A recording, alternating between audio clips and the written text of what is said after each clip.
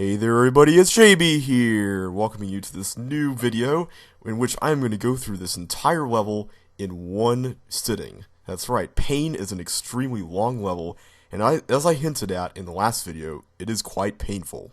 So let's go ahead and begin. This first part, thankfully, is not very hard. All you have to do is get some chips from these bugs and get a block out of this room so you can get to the next area. So just make sure these bugs get away from you. Just release them and let them go their merry way. And this block is not the one I was talking about. This one we're going to use to trap a bug in an area so we can get around like this. There we go. Just push that one there so that those bugs can go right into the water. And this one right here is the one that we're going to take all the way around. Alright, we're doing pretty well. Those bugs that just exited will go right into the water. And these ones that are stuck in this loop will be stuck in this loop. Now, that one that's in a trap doesn't get released from the trap button for a very interesting reason. Normally, I talk about the controller bug, but in this case, there actually is no controller for that particular bug, just because it is the first monster in the monster list. So this is a rather unique case. I actually made a mistake when I talked about problems. That Paramecia there did have a controller, but it was facing another direction. Anyhow, this section is the really long section. And in here, we're going to be bridging all the way to the left and back all the way to the right. Well, most of the way to the left and right, at least. It feels like all the way, but it actually doesn't take very long, maybe about, 13 minutes or so. But, I mean, for this part at least, it takes about 15 minutes to execute the bold route for the whole level, but it is very long. So, in this section, I'm going to be talking about level design. I haven't really talked about any other things that are Chips Challenge related throughout this LP besides the actual levels.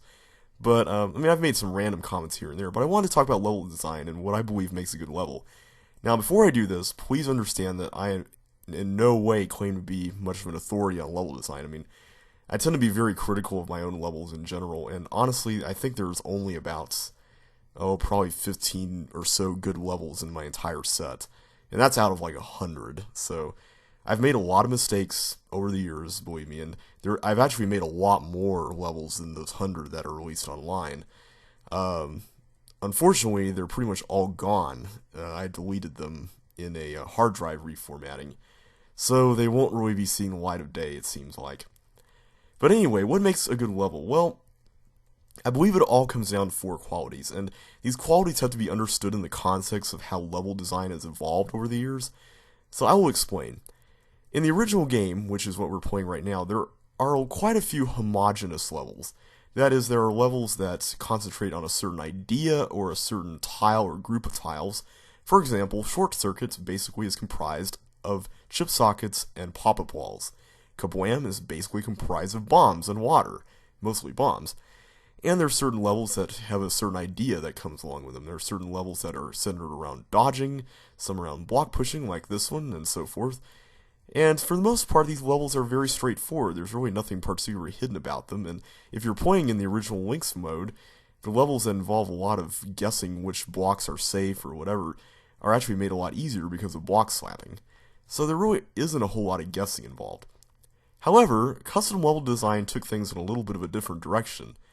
The editor, there's a certain psychology that comes with using the editor, and it's kind of an interesting thing to think about, because when you're a level designer, you're playing around in a program where you can see the entire map all at once. And this kind of has its good and bad sides. A lot of bad sides, unfortunately. Not the least of which, probably the most of which in this case, is being able to see everything and thus forgetting about what some people may not know about. And this is something that I've fallen into quite a bit, because it's so easy to know everything that you're dealing with on a level and forget what a player might not know.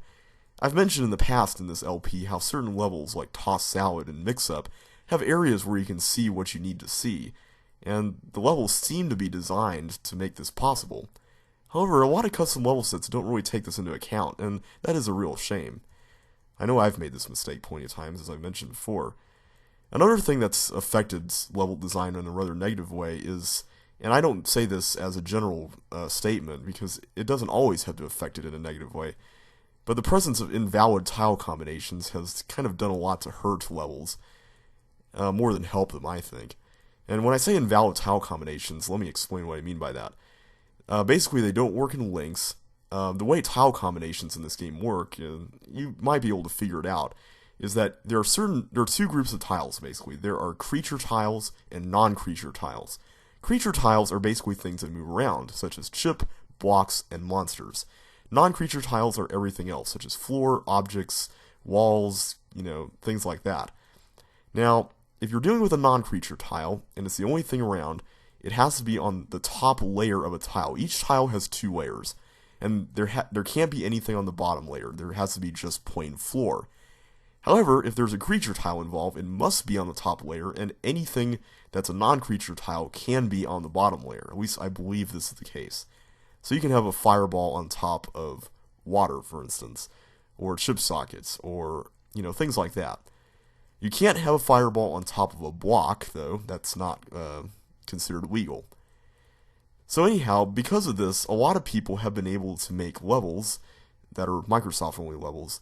And that's not a bad thing, by the way. I'm not trying to diss levels that are Microsoft-only levels, but they wouldn't work in links like these levels do. But they have a lot of tile combinations where there are 2 non-creature tiles on top of each other, such as bombs or keys or chips underwater, things under dirt, things under floor. It's just kind of a little bit of an annoyance to deal with, I think. I mean, it can be very interesting, I can admit, to use these in sparingly, but if you use them too much, I think the players can be quite annoyed rather easily. And unfortunately, Chip's Challenge Level Pack 2 had quite a few of these kinds of levels. There really weren't a whole lot of them in, percentage-wise, if you look at the set as a whole. But the ones that did have these were kind of notorious, and they didn't really quite have the best reception after the release of the set either. Since then, it seems like the obsession with invalid tile combinations has kind of dwindled a bit. There are still some out there, and there are some really good level sets out there that expect you to have an editor in front of you to solve them. Andrew Bennett's level set is a very good example of this, by the way. But anyway, I think the 4 things that ultimately make up a good level set, I'll talk about them here. There are 4 things I believe play a role in making a good level. The first one, I believe, is uniqueness. And when I say uniqueness, I don't necessarily mean conceptual uniqueness. I'm not talking about coming up with an idea that's never been done before. Sometimes uniqueness comes in presentation as well. And a good example of this, I think, is the recent science fiction movie Inception. I don't know if you guys have seen this movie or not, but it is an awesome movie, and not necessarily because the ideas in it have never been done before.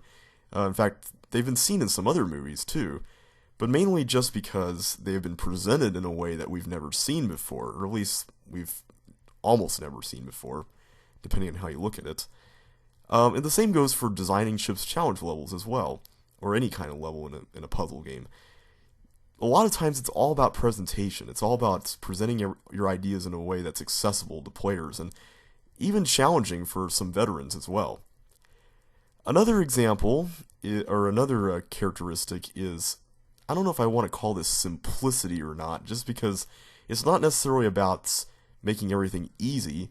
It's more about making sure you don't put anything needless in your levels. And this is a problem, I think, when you're having a little too much fun using the editor, because it is rather easy to just build, just various things in a level just because you can, kind of like I mentioned back in Now You See It. And a good example of this is the way people use chips in levels. One of my biggest pet peeves is levels in which chips are just needlessly there just to be there. They're not really something special that you have to collect in a specific spot. They're just there outlining a path, whereas they don't even need to be there to do that. And the same thing goes for, pointless areas where you just have to wait for a bunch of toggle walls to switch. And there's really nothing particularly difficult about this. It's just presenting something that's, there just to be there. It's not challenging in any way. It's just another obstacle that you have to wait for. So yeah, avoiding things like this can make a nice level, and making sure that all the stuff in your level is necessary or contributes to it in some way. A slightly lesser important characteristic is aesthetics, and this may not sound very important to you, but working in conjunction with simplicity and uniqueness, it can be very interesting.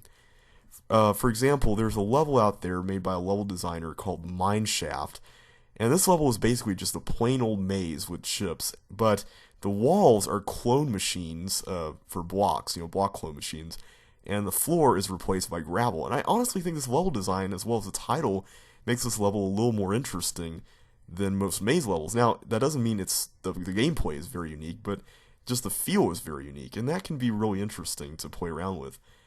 I think I may have also mentioned that I personally like levels that feel very organic. You can go through rooms, and they feel like a natural sort of environment. They're just not, contrived square-shaped rooms. Although, that can be really helpful too.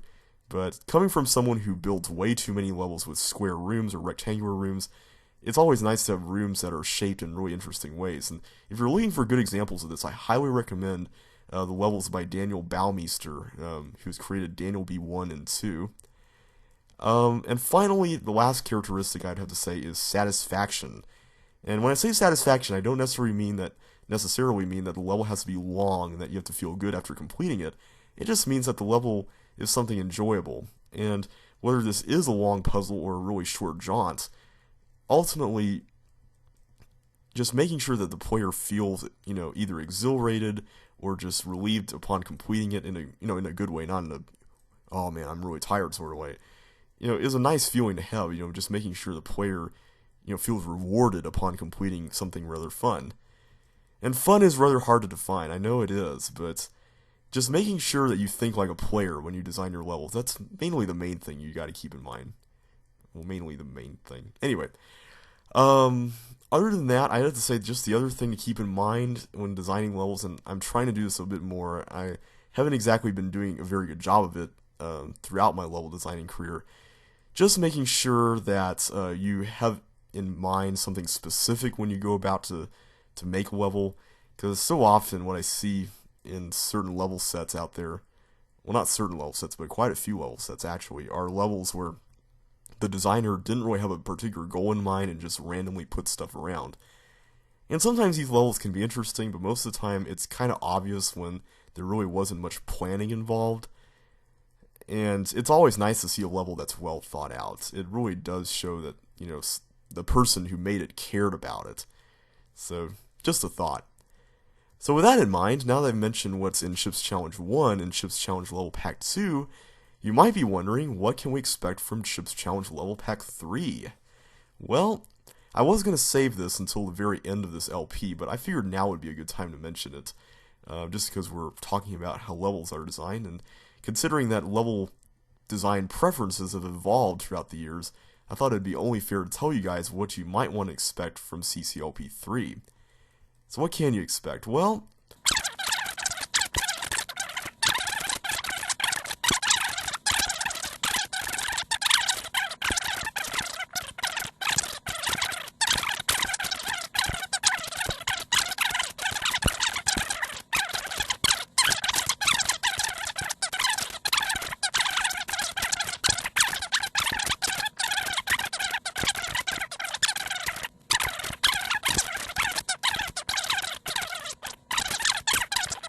I can't really say too much other than that.